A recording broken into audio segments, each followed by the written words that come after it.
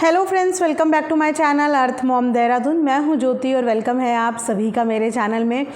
आप लोगों को जितना थैंक यू बोलूं मुझे लगता है वो सब कम पड़ते हैं, क्योंकि आप लोगों के थ्रू कमेंट सेक्शन में मुझे इतना मोटिवेशन मिलता है कि 100 के 100% ऑडियंस के पॉजिटिव कमेंट्स होते हैं और सारे कमेंट्स में आप लोग मुझे इतनी सारी ब्लेसिंग्स देते हो और मुझे मोटिवेट करते हो कि मुझे आगे भी अपनी आवाज़ ऐसे ही बरकरार रखनी है। So thank you so much. आप लोगों को बिल्कुल भी निराश नहीं होने दूंगी, ये मेरा प्रॉमिस है आप सबसे। तो हमेशा की तरह रात के 10 बजे एक बढ़िया सा रिएक्शन वीडियो। आप लोगों ने आज सपना का वीडियो देखा होगा और मैं पिछले 2-3 दिन से यही बात कर रही हूँ कि सपना को तोड़ने की बहुत ज़बरदस्त कोशिश करी जा रही है। जब वो अपने दिल की बात शेयर कर रही थी तो ये बोला जा रहा था कि सब कुछ बता रही है, हमेशा सिंपैथी कार्ड खेलती है, हमेशा रोना धोना करती है। और जैसे ही उसने अपनी व्लॉगिंग को चेंज किया, मतलब उस टॉपिक को वहीं के वहीं ख़त्म कर दिया, क्योंकि कुछ नेगेटिव लोगों ने उसको जीना मुश्किल कर दिया था, तो उसने उस टॉपिक को वहीं के वहीं ख़त्म किया और अपनी एक हैप्पी व्लॉगिंग आप लोगों के सामने लेके आई। ऑन कैमरा उसने बोला कि मैं अब इस चीज़ के बारे में बात नहीं करूँगी और मैं आप सबके लिए अपनी डेली लाइफ, अपना डेली रूटीन और एक हैप्पी व्लॉगिंग लेके आऊँगी। एज़ कमिटमेंट उसने वो चीज़ भी करी। उसने एक हैप्पी व्लॉगिंग शुरू करी जिसमें वो लखनीत फैमिली के घर गई, उसने वहाँ की वीडियो शूट करी। एक हैप्पी कॉन्टेंट, भले ही वो अंदर से कितनी भी डिस्टर्ब थी, कितनी भी परेशानियों में ऑफ कैमरा वो जूझ रही थी, बहुत सारी चीज़ें ऑफ कैमरा उसकी लाइफ में चल रही होंगी, लेकिन उसके बाद भी उसने अपनी सोशल मीडिया को एक अच्छी और हैप्पी व्लॉगिंग देने की कोशिश करी। लेकिन कुछ लोगों को उसकी हैप्पी व्लॉगिंग रास नहीं आई। तो इस कश्मकश में इंसान को ये लोग फंसा देते हैं कि अगर वो आपसे दिल की बात कर रहा है तो ये क्यों कर दिया, और अगर वो दिल की बात करनी बंद करके लाइफ में आपको हैप्पी व्लॉगिंग दिखा रहा है तो ये तो बहुत जल्दी नॉर्मल हो गई। तो हम किसी इंसान की सोच को कभी भी बदल नहीं सकते। ऐसे सारे लोग नहीं होते हैं, ऐसे कुछ चुनिंदा नेगेटिव लोग होते हैं जो इस हाल में भी देखना पसंद नहीं करते और इस हाल में भी देखना पसंद नहीं करते। एक्चुअली वो इतने कन्फ्यूज सोल होते हैं कि उन्हें खुद भी नहीं पता कि वो देखना क्या चाहते हैं। प्लस मैंने एक और चीज़ हाईलाइट करी थी अभी 1-2 दिन पुरानी वीडियो में कि अब जो टारगेट है वो है सपना के पास जो चैनल्स हैं वो ऑलरेडी सपना सब कुछ अपना दे चुकी है। और उसके बाद उसने सिर्फ ये बोला था कि अब मैं जो भी भविष्य अपने बच्चों को दूंगी अपनी खुद की मेहनत पे करूंगी और दूंगी। जो पीछे हो गया सो हो गया, जो पीछे मैंने दे दिया वो मैंने दे दिया। ना मुझे अपना कुछ चाहिए, ना मुझे किसी और का कुछ चाहिए। मैं जो करूंगी अपने बलबूते पे, अपने चैनल पे मेहनत करके, काम करके वो चीज़ें हासिल कर लूँगी। अच्छा, अब मैं आपको बताती हूँ कि कुछ लोगों को सपना की ये जो कमज़ोरी है ये बहुत अच्छे से पता है कि वो जब कमेंट्स में अपने लिए नेगेटिव चीज़ें पढ़ती है तो वो दिल पे ले लेती है, और जब दिल पे ले लेती है तो वो उन चीज़ों को छोड़ देती है। जैसे ही उसने एक वीडियो में अपने हक़ की बात करी थी, थोड़ी सी ही ज़ुबान अपनी खोली थी कि ये मेरी चीज़ है, ये मेरी चीज़ है, आप मुझे मेरी चीज़ दे दो।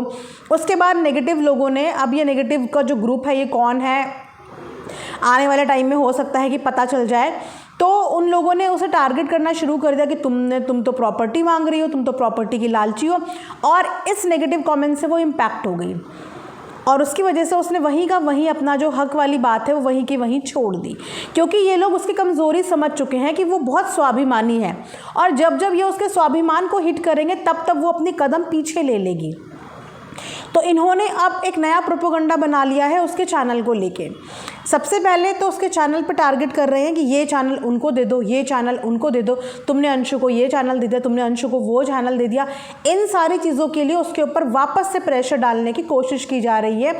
और मैं आप लोगों से रिक्वेस्ट करूँगी कि इस बार इन इमोशंस में, इन नेगेटिव कमेंट्स वालों के बहकावे में सपना ना आ जाए। इस चीज़ की जिम्मेदारी आप सब ऑडियंस को रखनी है कि बिल्कुल भी सपना के दिमाग में ये चीज़ नहीं आनी चाहिए कि ये लो तुम्हारा चैनल भी। ऐसा मत होने देना। आप लोगों को इस चीज़ में भरपूर सपोर्ट करना है। सपना का चैनल सिर्फ सपना का चैनल है और सपना का ही उस पर हक बनता है। सपना की फेस वैल्यू, सपना की मेहनत और सपना के बच्चों का भविष्य उसके चैनल पर निर्भर करता है। तो अब इमोशंस में आके सपना ऐसा कोई डिसीजन ना ले ले कि फिर इन नेगेटिव कमेंट्स करने वालों की जीत हो जाए। इस चीज़ का ख्याल उस तमाम पॉजिटिव ऑडियंस को रखना पड़ेगा। आप लोगों को इस चीज़ में मेरा साथ देना पड़ेगा कि एनी हाउ दुनिया यहाँ की वहाँ हो जाए, सपना अपना चैनल किसी को भी नहीं देगी। वो चैनल सपना के बच्चों का भविष्य है।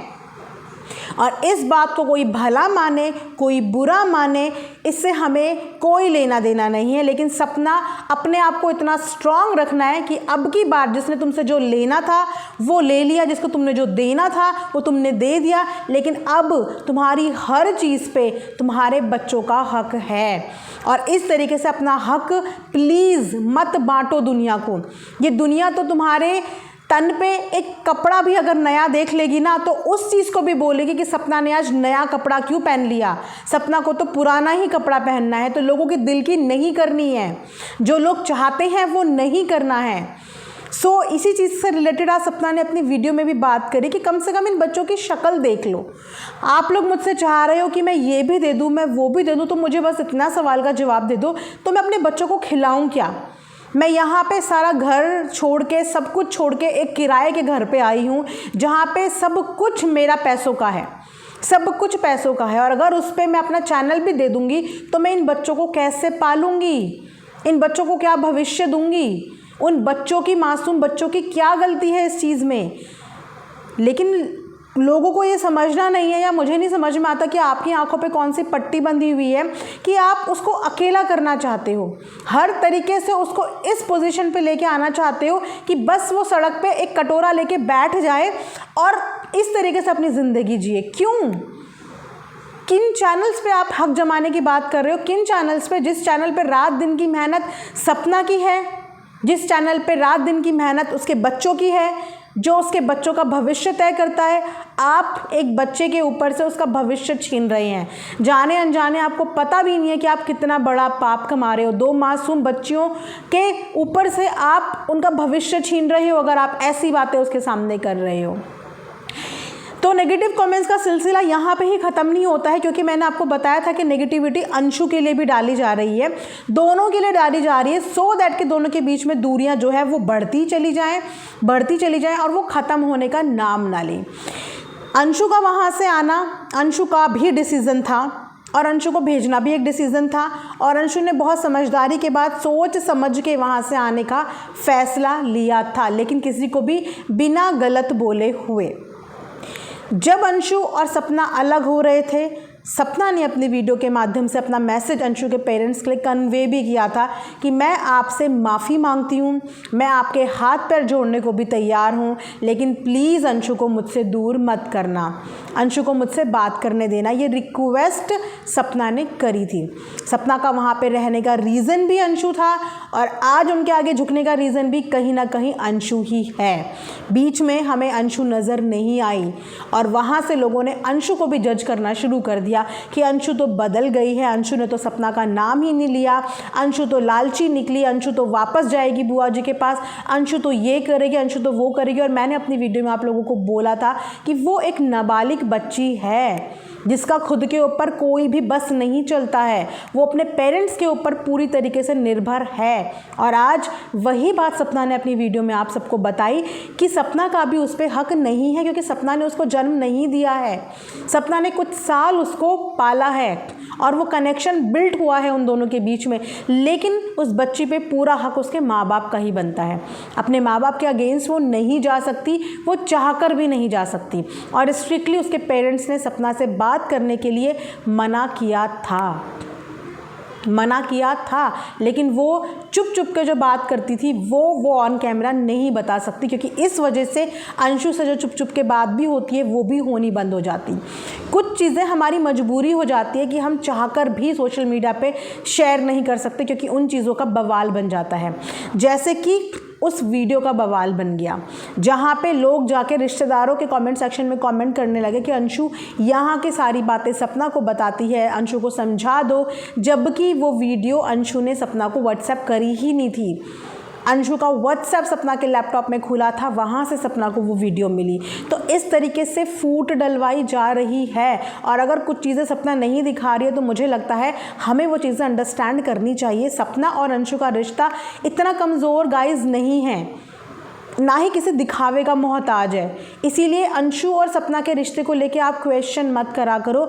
वो किन मजबूरियों से इस समय बंधे हुए हैं, वो लोग क्या क्या डील कर रहे हैं, एवरीडे क्या क्या बर्दाश्त कर रहे हैं, शायद सपना ने वो बताया ही नहीं है, वो बताएगी भी नहीं, क्योंकि उसका मुंह बंद कराने वाले भी आप में से ही कुछ चुनिंदा लोग थे जिन्होंने उसका मुंह बंद करा दिया, वरना शायद वो सोशल मीडिया पे अपनी दिल की बहुत सारी बातें बताती और जो डेली लाइफ में वो रोज़ झेल रही है शायद वो आप लोगों के साथ शेयर करती, लेकिन आप लोगों ने उसको शेयर करने से पहले ही तोड़ दिया।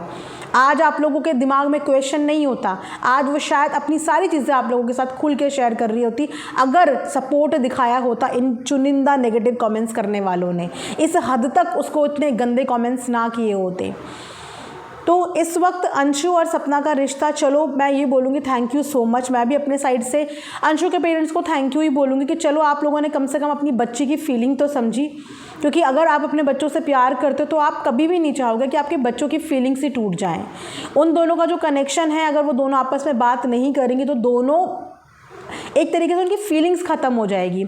अंशु की लाइफ में ना कोई फ्रेंड था ना कोई और था, उसकी भाभी ही उसकी पूरी दुनिया थी। जितने साल भी वो वहाँ पे रही है, हंसना खेलना रोना मनाना लड़ना झगड़ना सब कुछ उसकी भाभी के साथ होता था। और जब एक इंसान अपना बेस्ट फ्रेंड खोता है तो वो किस ट्रॉमा में होता है ये हम समझ सकते हैं, जब अपनी भाभी से आज वो बात कर रही थी तो आप खुद देखिए कितनी खुशी और कितना सुकून था उसके चेहरे पे। अपने घर से दूर खेतों पे अपनी भाभी से बात करने के लिए वो आई हुई थी, और वहाँ पे सपना का कंसर्न अभी भी एक माँ की तरह है कि वो खेतों पे इतनी दूर क्यों आ गई बात करने, जहाँ पे सपना उसे बार बार वापस भेज रही थी कि तू इतनी दूर क्यों आई है बात करने, पीछे जा, वापस घर की तरफ जा, इतनी आगे अकेले तक मत जा बेटा, ये गाँव है। कंसर्न नज़र आ रहा था। वहीं पे अंशु का चमक नज़र आ रही थी कि उसको सपना से बात करने में कितनी खुशी मिलती है, कितना अपनापन उसको लगता है। अपनी सारी बातें शेयर कर रही थी, अपने स्कूल की चीज़ें शेयर कर रही थी। मैंने आपको बोला था कि इस समय वो लड़की भी बहुत ट्रॉमे से गुजर रही है। अचानक से जब एक इंसान का माहौल चेंज होता है ना, तो उसको उस माहौल में ढलने के लिए बहुत वक्त लग जाता है, और स्कूल तो सबसे ज़्यादा इम्पॉर्टेंट होता है। मुझे आज भी याद है कि जब मेरा स्कूल चेंज करने की बात हो रही थी, बिकॉज़ मुझे वो स्ट्रीम नहीं मिल रही थी जो स्ट्रीम मुझे चाहिए थी, तो मेरे को इतनी धक धक अंदर हो रही थी कि मैं नए स्कूल में जाके कैसे सेटल होंगी, कैसे नए लोगों से बात करूँगी, कैसे नए टीचर्स के बीच में रहूँगी। तो वो बात ना हर वो स्टूडेंट फील कर चुका होगा, और हर वो लेडी इस समय फील कर रही होगी जो स्कूल से निकली होगी कि जब हमारा स्कूल चेंज होता है, हमारे फ्रेंड्स हमसे छूटते हैं, फेयरवेल के दिन आंखों से आंसू निकल आता है। जब एक इंसान अपना 12th क्लियर करके फेयरवेल करता है तो उस दिन आंखों से आंसू टपकता है, क्योंकि हमारे इतने इमोशंस अपने स्कूल के साथ जुड़े होते हैं, अपने टीचर्स के साथ जुड़े होते हैं, अपने फ्रेंड्स के साथ जुड़े होते हैं, अपने क्लासरूम के साथ जुड़े होते हैं। जब वो चीज़ें हमसे छूटती है तो बहुत बुरा लगता है। तो इस समय अंशु की पढ़ाई बीच में डिस्टर्ब हुई है, पूरा माहौल, पूरा इन्वायरमेंट डिस्टर्ब हो गया है। आप सोचिए कि वो कितनी शिकायत कर रही थी उससे कि बताओ मैं पैंट पहन के वहाँ पे गई हूँ, मुझे पैंट पहनने के लिए टीचर ने ऐसा बोल दिया, बेटा कल से सूट पहन के आना, कल से ये पहन के आना। तो उसके लिए एक अलग लेवल का स्ट्रगल है। आप उसको अपनी एज के साथ कंपेयर नहीं कर सकते। अगर आप 30 साल के हैं तो आप उससे 30 साल की मैच्योरिटी नहीं एक्सपेक्ट कर सकते। अगर आप 40 के हैं तो आप 40 के नहीं कर सकते। अगर वो 15-16 साल की है तो वो 15-16 साल की ही है, उतनी ही है। उसके बाद वो जो प्रॉब्लम फेस कर रही है वो हम समझ सकते हैं, हम भी स्कूल गए हैं, स्कूल लाइफ हमने भी देखी है, तो बिल्कुल मैं रिलेट कर पा रही थी उसकी सिचुएशन से। इसलिए मैंने इस टॉपिक पे 2-3 दिन पहले ही वीडियो बना दी थी कि अंशु भी एक अलग लेवल का स्ट्रगल वहाँ पे फेस कर रही है। उसका बहुत लॉस हुआ है, लेकिन सिर्फ शांति के लिए, सिर्फ घर की शांति के लिए उसने भी वो डिसीज़न लिया। और आपने देखा कि वो बता रही थी किस तरीके से घर का माहौल इस समय पे है, कितनी ज़्यादा वहाँ पे, अब चप्पड़ चप्पड़ का मतलब आप समझ रहे हो, काइंड ऑफ अ गॉसिपिंग, कि कितनी ज़्यादा गॉसिपिंग, कितना ज़्यादा उसका ब्रेन वॉश, कितना ज़्यादा उसके कान में बोला जाता है, उसकी एक एक एक्टिविटी को नोटिस किया जाता होगा, उसके फ़ोन को नोटिस किया जाता होगा, और उसको ऑल टाइम काउंसिल करा जाता होगा किसी पर्टिकुलर चीज़ के लिए। और वो पर्टिकुलर चीज़ कोई और नहीं है, सिर्फ सपना है। सपना के खिलाफ उसको बहुत चीज़ें मैनिपुलेट करने की कोशिश की जाती होगी, क्योंकि वो लोग सपना को पसंद नहीं करते हैं। तो इतनी सारी चीज़ें होने के बाद भी वो दोनों आपस में किस तरीके से अपना रिश्ता बचाने की कोशिश कर रहे हैं, इस रिश्ते को निभाने की कोशिश कर रहे हैं। तो मुझे लगता है कि हमें एज एन ऑडियंस इस चीज़ को सपोर्ट करना चाहिए, ना कि उनको नेगेटिव बोल के उनका मोराल बहुत डाउन करना चाहिए। जो चीज़ें हो गई वो चीज़ें हो गई। जब उस चैप्टर को क्लोज वहाँ पे सपना कर चुकी है तो फिर कमेंट सेक्शन में बार बार उस चैप्टर के बारे में बात करने का कोई मतलब नहीं है। सपना ने इक्वली मौका दिया था अपने इन लॉज को, इक्वली मौका कि आपको अपना जो पक्ष रखना है आप यहाँ पे अपना पक्ष रखो। इक्वली मौका दिया था यूट्यूब पे ही ऑन कॉल, लेकिन उन्होंने ही वो मौका नहीं मांगा, उन्हें नहीं चाहिए था। उसके बाद सपना ने अपने कदम पीछे हटा लिए। तो अब जब वो नॉर्मल व्लॉग कर रहे तो एटलीस्ट उसके नॉर्मल व्लॉग को तो चैन से जाने दीजिए, चैन से उसको करने दीजिए। क्यों उसको इतना जज कर रहे हो? मुझे ये समझ में नहीं आता कि हमारे समाज में आज भी कुछ लोग ऐसे हैं जो औरत को इतना जज करते हैं, इतना जज करते हैं कि अगर किसी औरत के हस्बैंड नहीं है तो वो औरत अपनी लाइफ जी ही नहीं सकती है।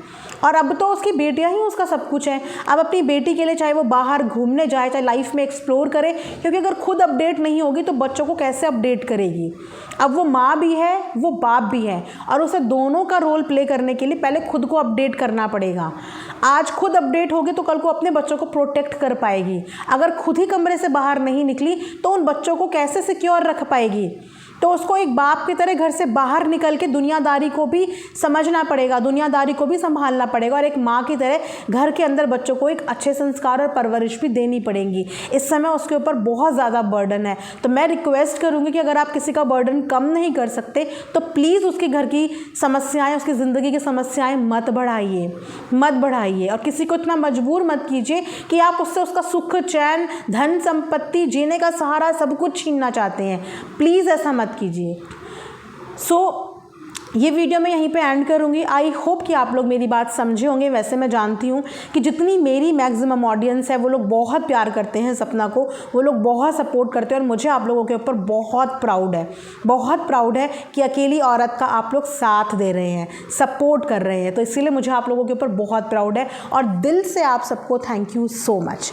ये रिएक्शन वीडियो मैं यहीं पर एंड करूँगी।